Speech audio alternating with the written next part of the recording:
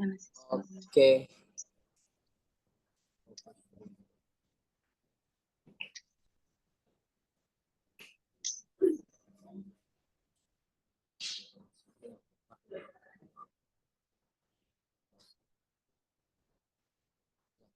Oke, baik. Selamat malam Ibu, selamat datang di bincang-bincang asik bersama dengan Magic. Ya Ibu, nggak apa-apa kalau mati kamera juga nggak masalah. Kita mulai saja untuk diskusi kita, untuk ngobrol-ngobrol kita. Izin share screen ya Ibu. Saya akan share screen dulu.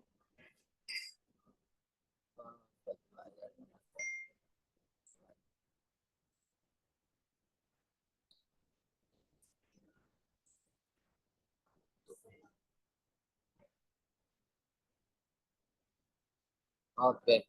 Ibu kelihatan layar saya Kak Bu?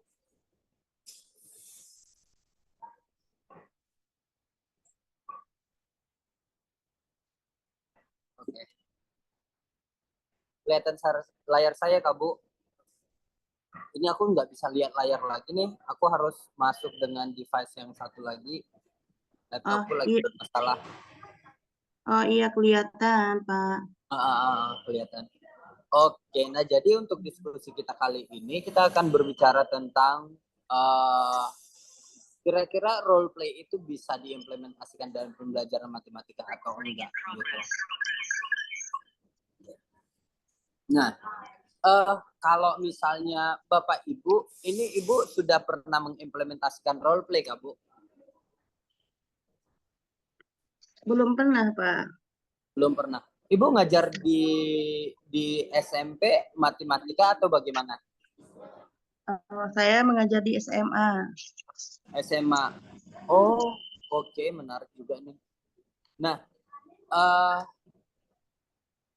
perkenalkan saya adalah salah satu guru di SMP dan SMA gitu Bapak Ibu.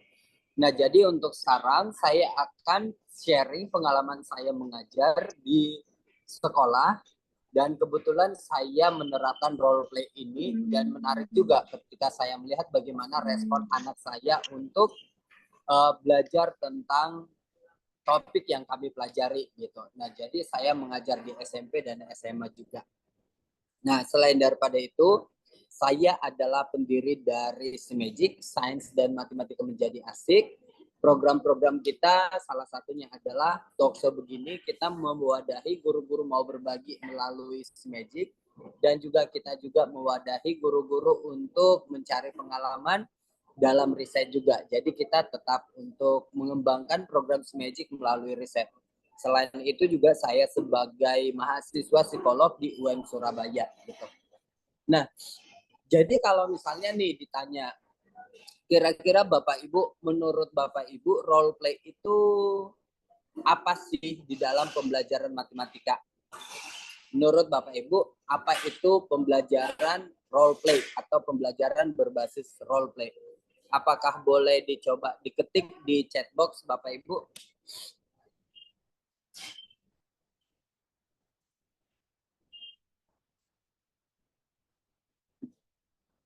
Oke. Apakah ada yang mengetik di chat box? Sepertinya belum ada nih.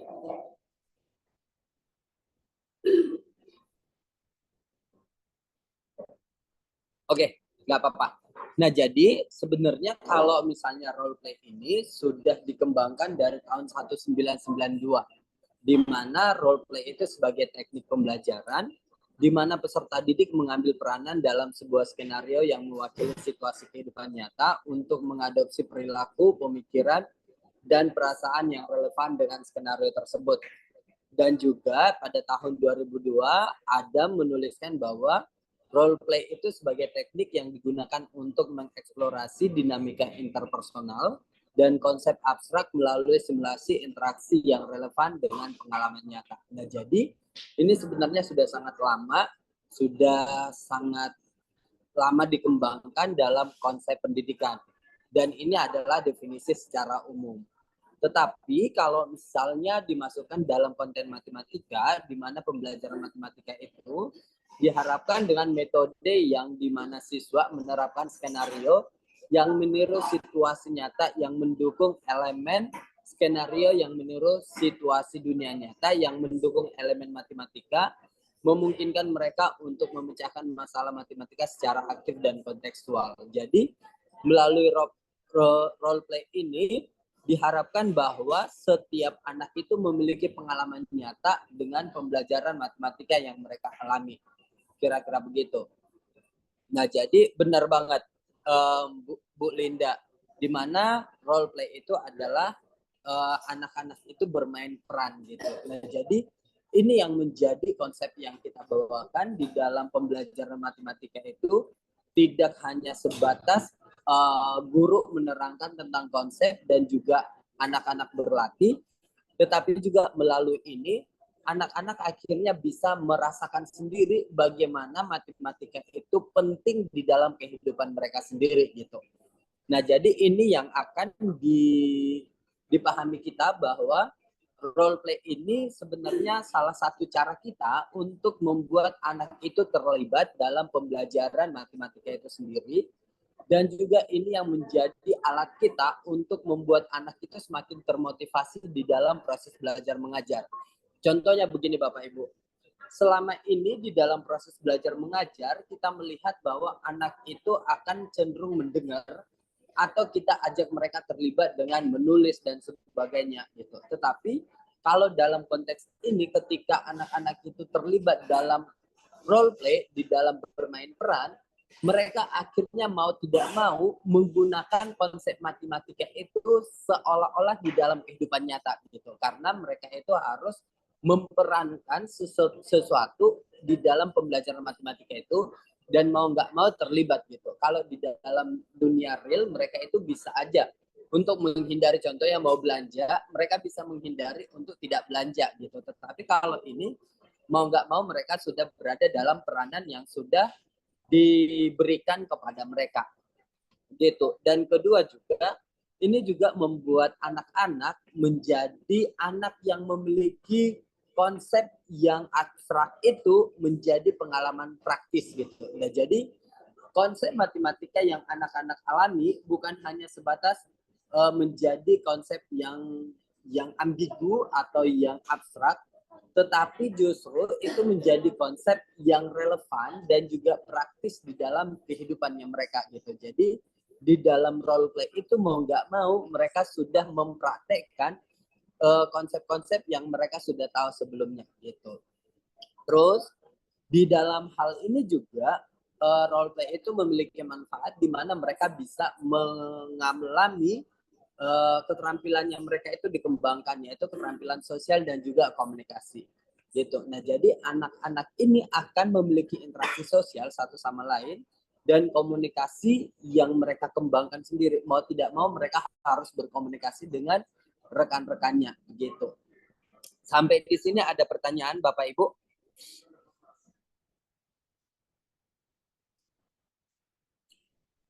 Oke, kalau tidak ada saya lanjut. Nah, sebenarnya kalau misalnya kalau ditanya mengapa role play itu bisa kita katakan relevan dalam pembelajaran matematika. Nah, ini adalah salah satu cara kita untuk memecahkan stereotip dari matematika sebagai subjek statis. Kira-kira maksudnya bagaimana? Nah, kalau dibilang subjek matematika subjek yang statis, ini lebih mengarah kepada gambaran di mana kalau dulu sering sekali, bahkan sampai sekarang ya masih berlaku, banyak sekali orang yang memahami bahwa matematika itu adalah matematika yang sangat kaku gitu. Jadi pembelajaran matematika itu ya udah pokoknya rumusnya ini, kalau ada soal ini harus mengerjakan dengan menggunakan rumus ini. Pokoknya sudah terkotak-kotak dengan demikian. Selain itu juga dianggap bahwa matematika itu tidak menarik. Karena apa? Karena memang sangat membosankan dengan cara membawakan. Jadi siswa hanya mendengar, baru setelah mendengar ya udah mengerjakan soal gitu. Nah, terus yang selanjutnya matematika itu sangat membosankan, ya sudah tidak menarik, otomatis sangat membosankan gitu. Nah, terus selanjutnya ini yang lebih sering terjadi, bahwa menganggap bahwa matematika itu hanya berlaku kepada orang-orang yang pintar saja. Gitu. Kalau misalnya dalam konsepnya anak-anak itu tuh pasti sudah langsung terkotak-kotak, oh ini anak yang pintar, ini yang enggak gitu. Jadi sudah hanya orang-orang itu saja yang dianggap sebagai yang menikmati matematika ini. Sedangkan orang yang cenderung tidak pintar di dalam matematika sudah lebih mengarah kepada ogah-ogahan gitu. Nah, jadi ini yang menjadi salah satu yang bisa kita patahkan melalui role play ini gitu. Nah, terus matematika itu akhirnya bisa diterapkan berlaku untuk semua kalangan. Mau orang yang tidak suka sampai tidak suka pun melalui role play, mereka itu akhirnya bisa menikmati pembelajaran matematika itu bersama. Gitu. Nah, terus ini selain itu juga kenapa relevan juga karena menggunakan dalam pembelajaran konseptual. Jadi penerapan konsep-konsep itu diterapkan sendiri di dalam role play itu gitu. Jadi yang konseptual itu menjadi praktikal gitu. Nah, contohnya kalau misalnya berbicara tentang diskon, jadi anak-anak ya udah akan belajar tentang diskon dan diterapkan diskon itu gitu. Nah, selanjutnya ini juga salah satu cara kita untuk membuat anak itu bisa berpikir lebih kritis lagi gitu. Nah, jadi melalui bermain peran ini anak-anak bisa melatih mereka untuk bisa semakin kritis menganalisis situasi dan bisa melihat bahwa matematika itu terintegrasi dengan kehidupan nyatanya mereka gitu. Kira-kira sampai di sini ada pertanyaan ke Bapak Ibu? Apakah ada yang mau bertanya sampai di sini?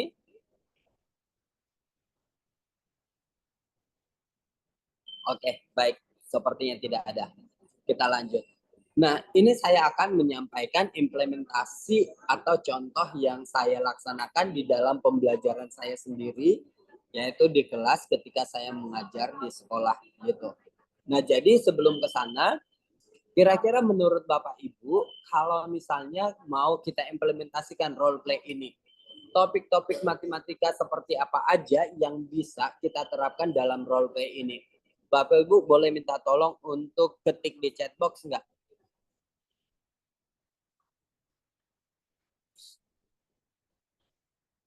Boleh diketik di chat box kira-kira topik-topik apa aja yang relevan yang bisa kita implementasikan melalui role play. Ada yang kasih pendapat? Aritmatika sosial. Oke, thank you Bu Nurul. Ya, bisa aritmatika sosial. Apakah ada lagi Bapak Ibu? Kalau geometri kira-kira bisa nggak ya? SPLDV, ya benar, SPL atau SPLDV bisa juga. Kalau geometri kira-kira bisa atau enggak ya Bapak Ibu?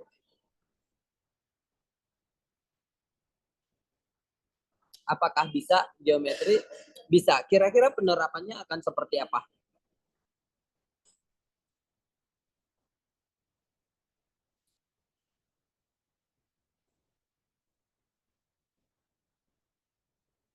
Iya, bisa. Nah, kalau geometri kira-kira bisa juga Bapak Ibu. Nah, jadi misalnya kalau berbicara tentang bangun datar gitu. Nah, ini berbicara tentang luas dan keliling. Kita juga bisa untuk berbicara tentang lahan dan sebagainya. Nah, jadi bagaimana skenario-nya kita akhirnya modifikasi itu menjadi hal yang real yang harus dianalisis atau dikerjakan oleh siswa. Begitu ya. Thank you Bapak Ibu untuk partisipasinya. Oke. Nah, jadi kalau misalnya ditanya nih, kira-kira apa saja yang harus kita siapkan ketika kita mau menerapkan role play ini dalam pembelajaran supaya bisa berjalan dengan lancar. Oke, baik. Ketika saya mau menerapkan role play ini, hal-hal yang saya tekankan dalam diri saya yang pertama, saya sudah menetapkan kira-kira tujuan dari pembelajaran yang saya akan ajarkan harus saya buat clear. Jadi pada saat itu saya sebenarnya sederhana. Idenya kenapa akhirnya saya kepikiran untuk bikin role play karena begini Bapak Ibu. waktu saya mengajar tentang diskon kepada siswa saya dan saya memberikan soal-soal kepada anak saya, sebenarnya sudah memberikan soal cerita.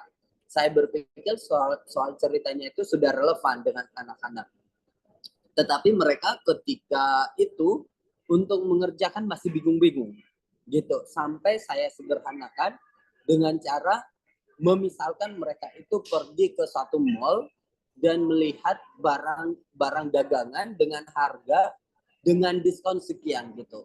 Nah, ketika saya memberikan itu, justru itu membuat mereka jauh lebih gampang untuk menghitung gitu. Nah, jadi saya langsung kepikiran bahwa oh iya ya, ternyata anak-anak ini ketika dibawakan imajinasinya di situasi yang real, itu membuat mereka akan semakin mudah untuk menjawab soalnya gitu. Sedangkan padahal soalnya ini adalah soal yang sudah soal aplikasi gitu.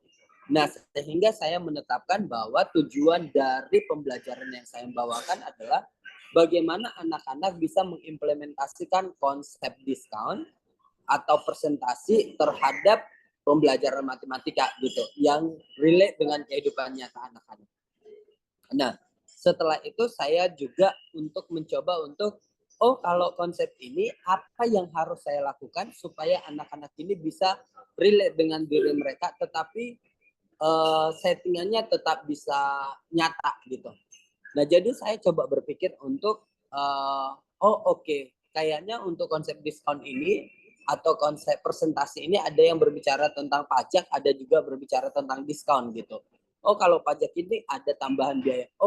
Saya akan membuat beberapa peranan yang harus dibawakan oleh anak-anak kami gitu. Jadi aku coba buat petakan ada beberapa peranan dan saya langsung bagi bahwa ini peranannya begini, ini peranannya begini. Nah, itu berpengaruh terhadap skenario dan alur cerita gitu.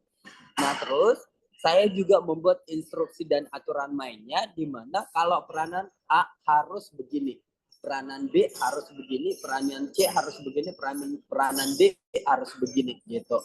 Nah, selain itu saya juga langsung setting waktunya. Waktu untuk role play ini cukup 2 kali pertemuan, di mana dalam 2 kali pertemuan ini setengah pertemuan kami persiapan. Jadi dalam 2 pertemuan itu saya buat begini Bapak Ibu. Pertemuan pertama itu kan kami ada 2 periode. Jadi 1 periode itu adalah persiapannya, 1 periode simulasi. Jadi langsung di 2 itu kayak percobaan lah untuk trial dan errornya gitu. Terus pertemuan yang kedua 1 periode itu untuk bermain peran dengan nyata. Terus yang 1 periodenya evaluasi dan refleksi gitu. Nah, jadi karena saya mau bahwa dalam pembelajaran ini memang ada hal yang terbangun dari anak-anak saya gitu. Jadi saya harus juga mengevaluasi apa yang telah saya kerjakan begitu. Nah, jadi itulah ada yang namanya dengan pengelolaan waktu dan ada juga debriefing dan juga refleksi gitu.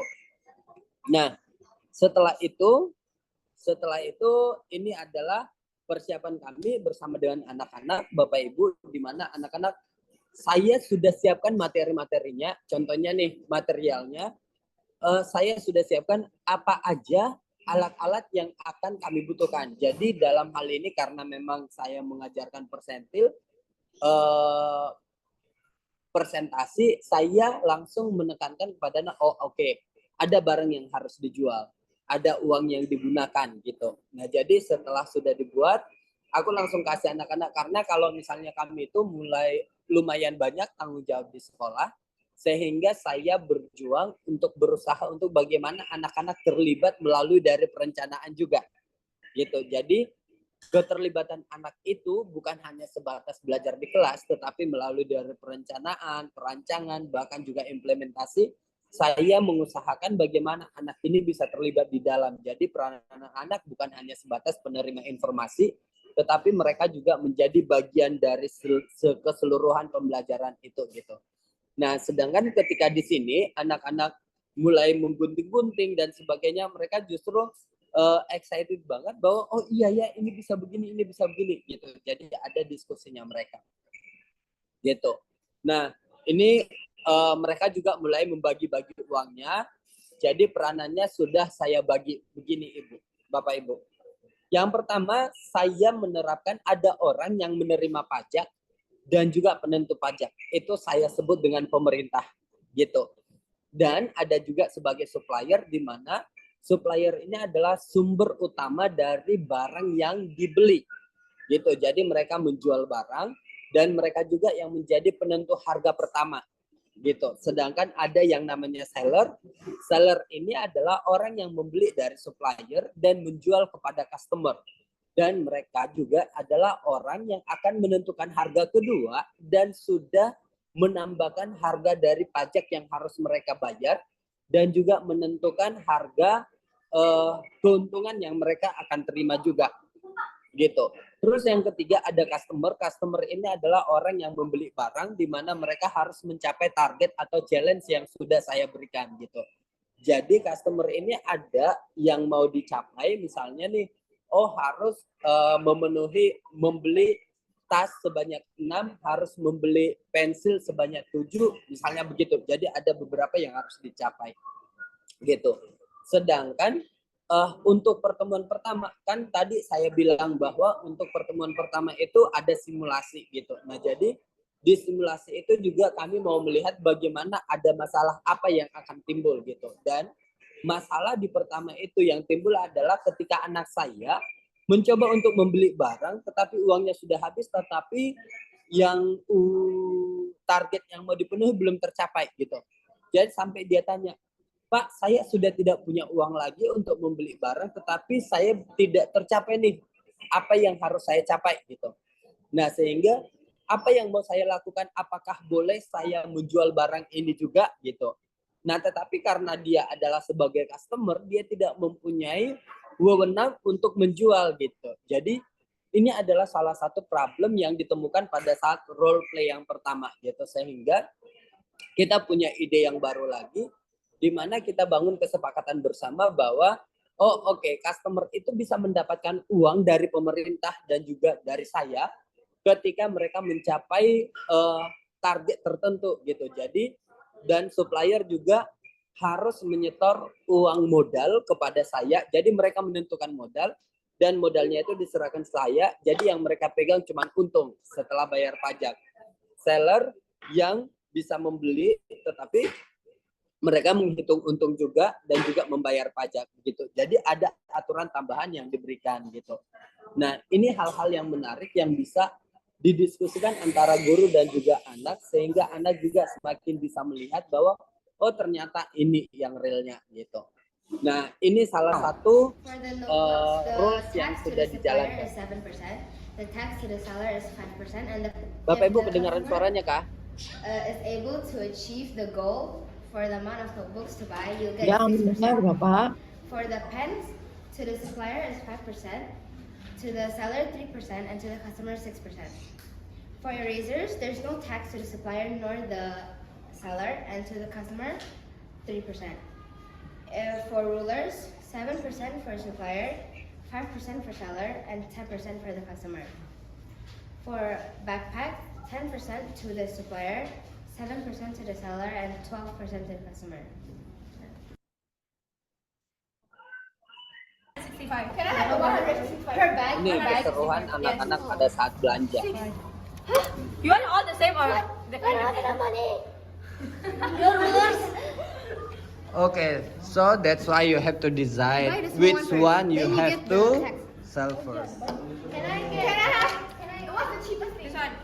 This is 132. Cheapest thing. Cheapest is the ruler. Can I have How many? 6 rulers? You don't get the cash value. You're the seller. Okay, it's 16,050 cents. This is 16. What's the price? You have to buy No, one of these is 16,000. So 16 times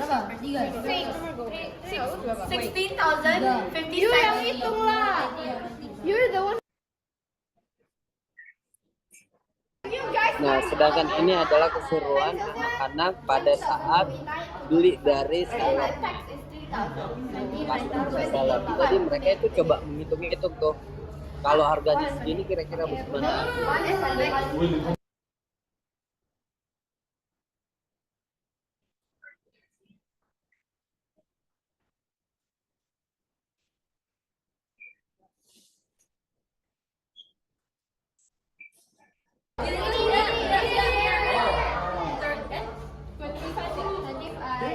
Mereka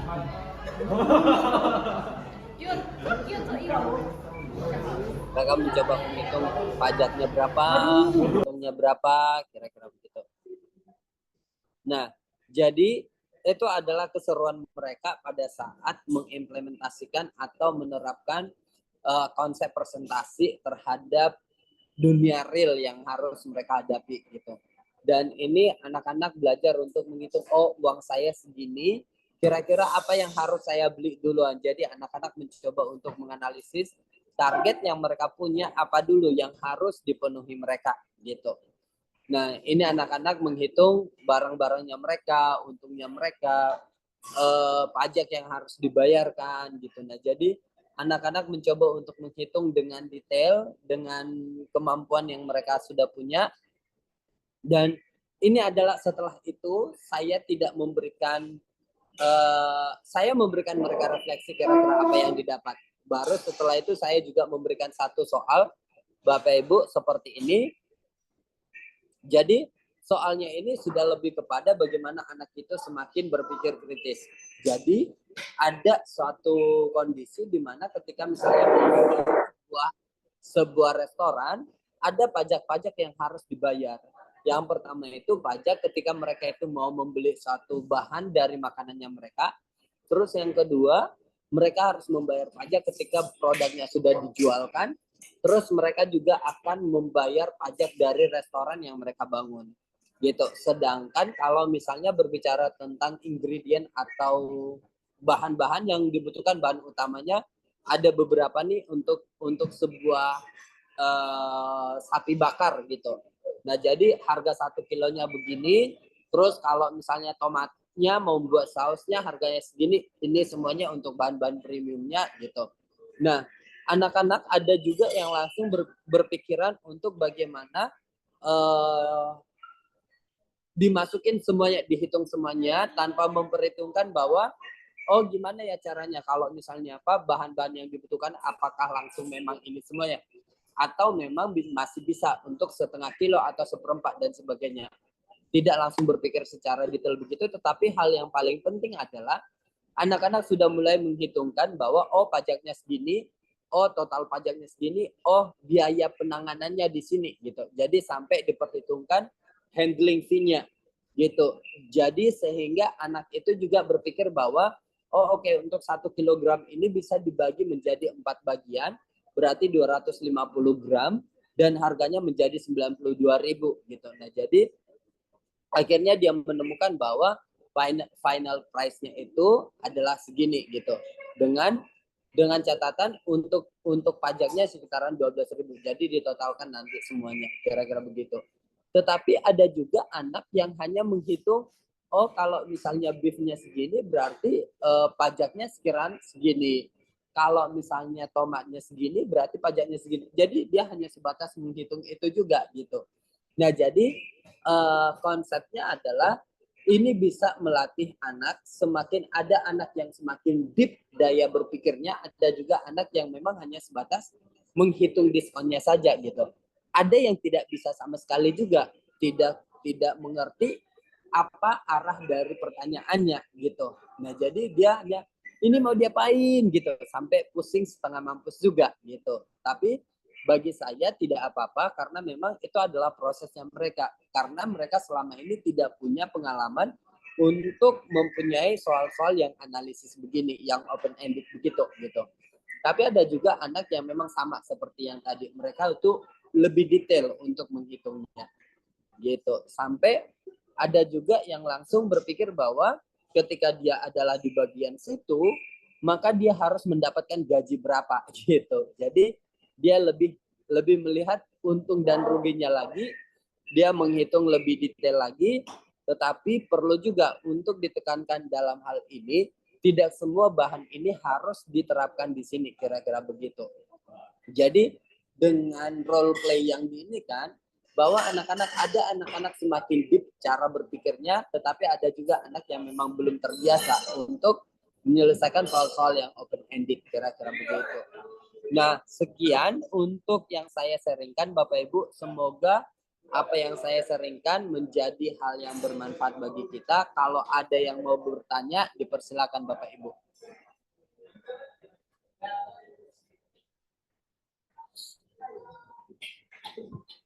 Ada yang mau bertanya kah Bapak Ibu? Yang mau berdiskusi? Saya Pak, saya mau Oh, bertanya. boleh. Boleh. Iya Pak Unco.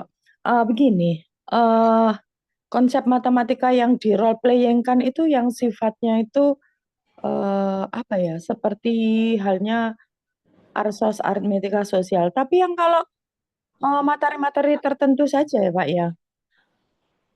Oke. Yang pastinya memang yang bisa di role play kan tidak semua langsung bisa. Contohnya nih, kalau kita masuk di SMA kalkulus. Kalau kalkulus agak susah ya. Tetapi apakah bisa diterapkan? Bisa. Karena kita langsung masuk kepada penerapan kalkulus itu bisa diterapkan pada saat apa gitu. Contohnya integral. Integral itu adalah penerapannya berarti luas bangun datar. Gitu, berbicara tentang luas bangun datar berarti kita harus membawa skenario yang berhubungan tentang arsitektur. Gitu. Nah, jadi kalau sudah berbicara tentang arsitektur, oke, berarti salah satu menjadi arsitektur, salah satu menjadi kliennya, salah satu untuk kebingungan kira-kira bagaimana untuk menghitung bahan kalau saya membutuhkan bentuk gedung saya begini gitu. Nah, jadi tergantung konteksnya dulu. Kalau misalnya dia bisa dibawakan ke dalam satu konteks, berarti kita bisa membuat jadi role play. Cuman yang menjadi tantangannya adalah ada di mana kita lumayan sulit untuk membuat skenarionya gitu. Kalau yang saya buat, saya tidak perlu untuk membuat skenarionya karena saya bisa mengarahkan anak untuk membawakan peranannya mereka masing-masing gitu Ibu. Oh, begitu ya. Ya. Seperti halnya ini Pak Unco, untuk anak tingkat SMP itu pada materi bilangan akar dan berpangkat. Itu dari Oke. dulu tuh saya kepikiran tuh bagaimana ya untuk membuat sebuah media yang mereka itu tidak hanya sekedar menerima konsep-konsep secara apa ya matematis saja, tapi bisa kita ya contohnya kita role playing kan begitu. Tapi kayaknya barangkali Pak Uncok nanti bisa kasih saran-saran begitu. Kebetulan saya mengajar tentang akar juga dan memang untuk akar dan juga perpangkatan ini saya mengajarkan anak itu bukan dengan role play Ibu. Iya, iya. Tetapi saya membawakan mereka bahwa untuk saat ini proyeknya anak saya itu mau membuat mozaik. Mozaik? Betul. Nah, jadi mozaiknya itu yaitu menggunakan konsep geometri. Contohnya di mana bangun datar yang digunakan pada saat membuat mozaik ini harus membentuk dari komponen di mana dia itu bentuknya itu harus semakin gede. Misalnya 2 cm menjadi 4 cm menjadi 8 cm menjadi 16 cm. Jadi saya menerapkan dari segi luas bangun datarnya dan juga membentuk bentuk 2 pangkat N kira-kira begitu Ibu. Jadi itu yang mereka create. Dan iya, iya, iya. kalau tahun lalu itu saya mengajar tentang eksponensial dan logaritma kepada anak-anak saya. Saya mengajar mereka itu untuk mengobservasi pertumbuhan dari tanaman. Jadi kebetulan kalau misalnya kacang panjang itu tumbuhnya itu daunnya itu sekali 3 bersamaan. Gitu. Jadi mereka record hasilnya, setelah itu mereka melihat kira-kira bentuk persamanya itu bagaimana. Cuman untuk evaluasinya pertumbuhan dari tanaman itu aku modifikasi Ibu karena kita tidak bisa untuk membuatnya itu langsung udah begini, udah pasti harus begini. Enggak, tetapi ada juga terkadang 3, kadang 9, tetapi setelah itu 16 gitu.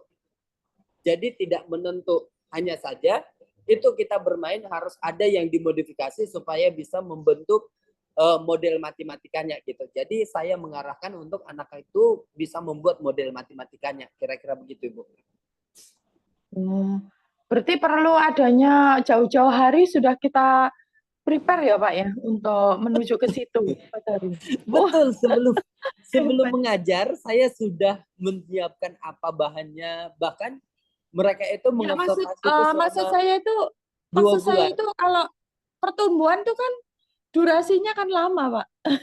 Iya, makanya saya observe bisa jadi untuk project saya bisa selama 2 bulan, selama 1 quarter. Jadi dalam minggu pertama dan minggu kedua kita sudah ngobrolin apa yang menjadi projectnya.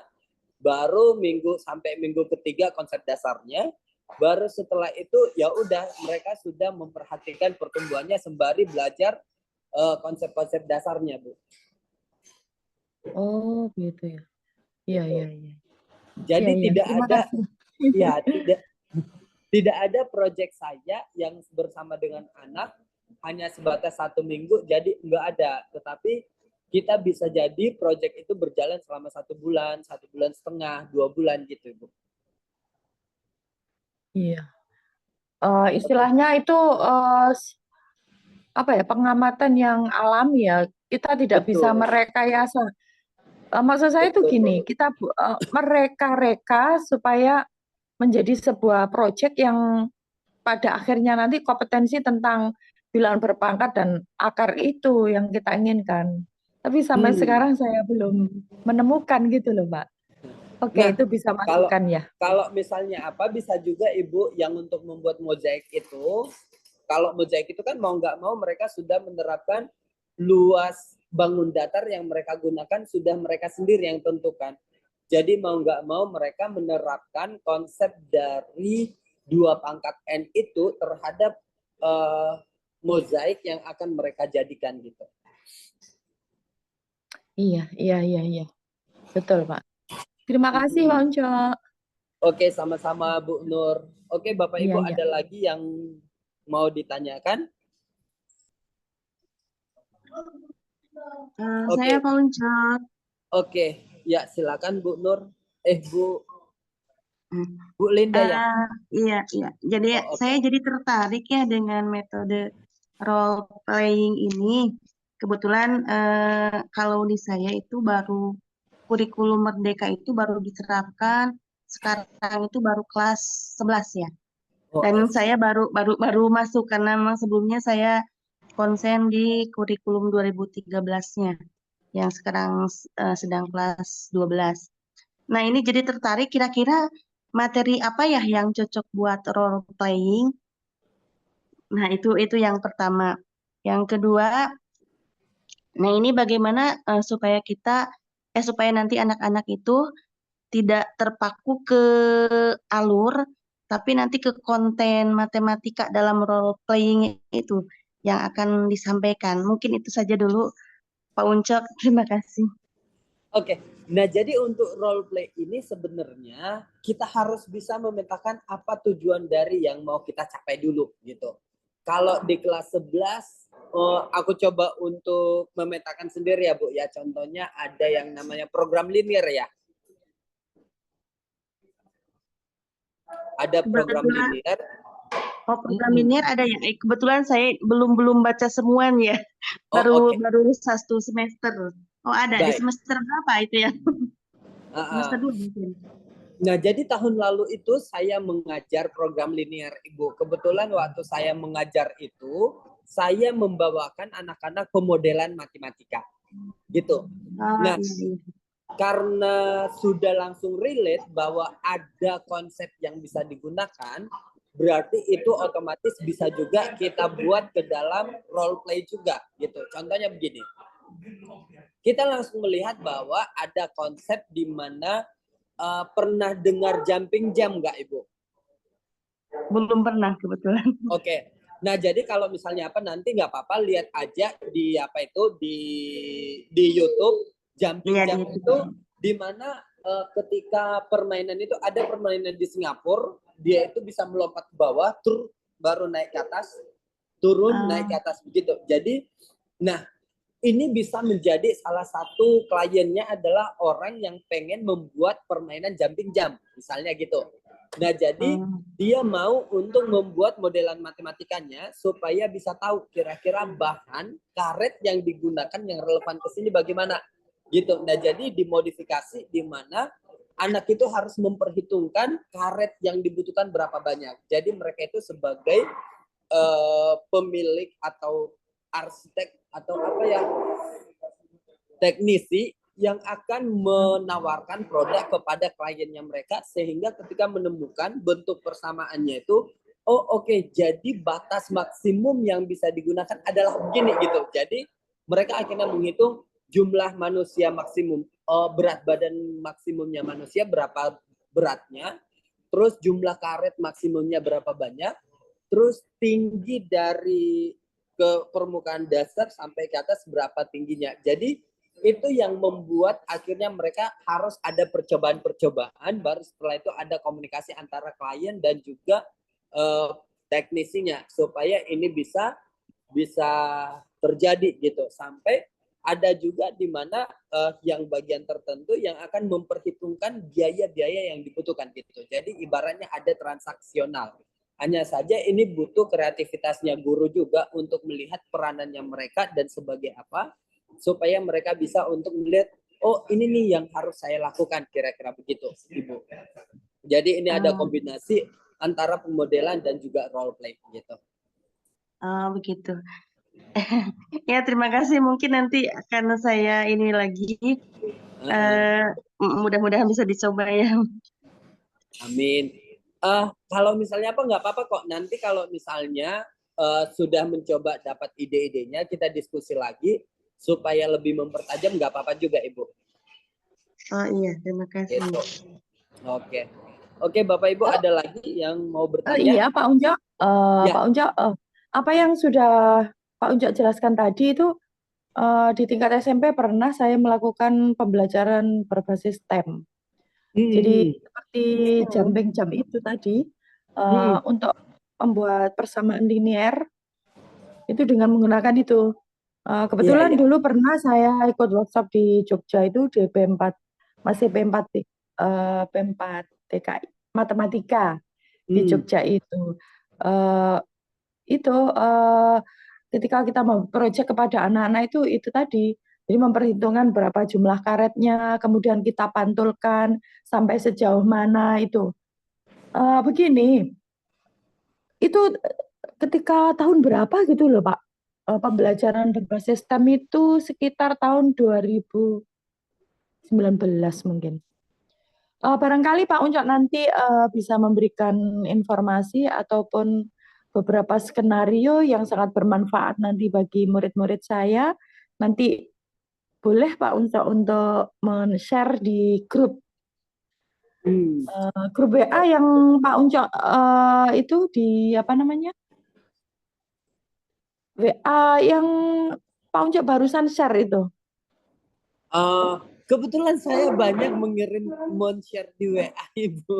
Iya. Nanti saya akan mengingatkan di grup WA yang kebetulan Pak Ucok baru share untuk kegiatan role play ini presentasi role playing ini. Terima kasih Pak Ucok ya. Baik. Tapi saya harap bisa begini Bu, supaya bisa kita lebih deep juga diskusinya. Mungkin saya lebih berharap kalau misalnya nih rekan-rekan pendidik yang lain mencoba apa yang direncanakan, baru setelah itu di-share ke saya, Pak Uncok saya sudah merencanakan ini kira-kira supaya bisa nanti terrealisasi lebih smooth lagi, apa yang perlu saya tambahkan. Mungkin itu jauh lebih deep daripada harus menunggu dari misalnya saya harus share apa yang sudah saya implementasikan begitu. Saya berharap saya misalnya nih yang tadi yang Ibu Nur sampaikan bahwa sebenarnya sudah diimplementasikan berbasis STEM gitu. Nah, sebenarnya itu bisa ke arah STEM-nya juga karena kenapa mereka harus prototype apa yang sedang mereka coba dan mereka evaluasi, baru setelah dievaluasi dicoba lagi gitu. Sehingga menemukan satu hal yang terbaik gitu. Pertanyaannya apakah bakalan ketemu persis linear? Enggak juga gitu. Makanya itu ada yang namanya intervensinya guru di bawah. Kita memberikan errornya kepada anak, misalnya nih, oke, kita mentoleransi error berapa persen supaya anak-anak kalaupun misalnya kelebihan 1 mili atau kelebihan 1 senti, apakah itu masih ditoleransi atau enggak. Sehingga kalau ditoleransi, ya udah mereka ikutkan aja supaya menjadi linear. Kalau sudah terlalu jauh, perlu dipertanyakan kenapa bisa gitu. Jangan-jangan kalau udah jauh berarti kita sudah tidak bisa lagi untuk melanjutkan, berarti itu mungkin panjang maksimumnya, kira-kira begitu. Hal yang begitu perlu kita sampaikan kepada anak-anak kita. Iya. Betul. Oke, ada lagi Bapak Ibu yang perlu dipertanyakan? Oh iya, nyambung dari tadi ya, kan dengan berbasis STEM itu kan mirip juga gitu ya dengan role playing itu. Nah ini yang membedakan, yang apa ya, pembedanya antara STEM dengan role playing itu di sebelah mananya ya, Pak Unjo? Oke, baik. STEM dan juga role play itu adalah dua hal yang sangat berbeda. Bapak Ibu, jadi kalau misalnya STEM itu STEM, Science, Teknologi, Engineering, and Matematika digabungin. Tanpa ada bermain peran di dalamnya, ya udah kita langsung membuat produk di mana kita menemukan suatu masalah, kita selesaikan masalah itu dengan produk yang kita selesaikan, kita prototype mereka, apakah sudah nyata, sudah menjawab pertanyaan atau menjawab masalah yang kita berikan, atau kita harus prototype lagi untuk menemukan yang terbaru gitu sampai kepada refleksi. Sedangkan kalau role play ini di mana anak-anak dimasukkan kepada situasi di mana mereka bermain peran untuk bisa menjadi atau merasakan bahwa matematika itu relate dengan kehidupannya mereka gitu. Apakah mereka akan menyelesaikan masalah atau enggak, tergantung bagaimana konteks yang akan diberikan gitu. Jadi itu adalah dua hal yang berbeda Bapak Ibu. Oke, ada lagi Bapak Ibu yang mau kita diskusikan?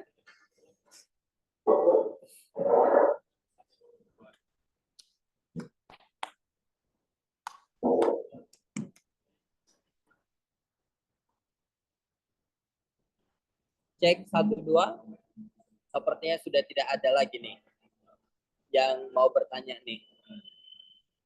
Tadi cuman Bu Linda sama Bu Nur saja nih yang diskusi.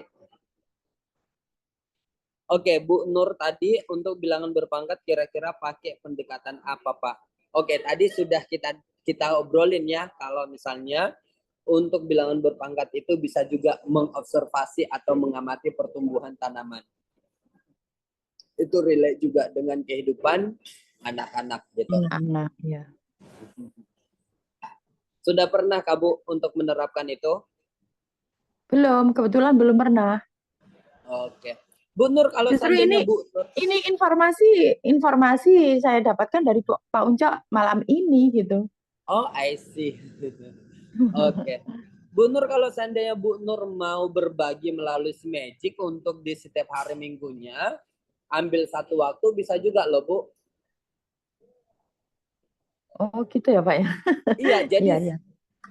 kami membuka ruang untuk talkshow ini sebenarnya untuk semua guru yang ada di Indonesia. Kalau misalnya punya pengalaman nih yang mau di-share, ya udah nggak apa-apa, diinformasikan ke kita. Ya udah nanti kita akan berikan ruang untuk bisa berbagi begitu supaya kita mau berharap melalui talkshow ini kita semakin terkoneksi dan ide-ide yang sudah kita implementasikan bisa didapatkan oleh orang lain dan diimplementasikan di kelas masing-masing gitu. Jadi kita mau bahwa guru-guru Indonesia bersatu dan berbagi ilmu gitu.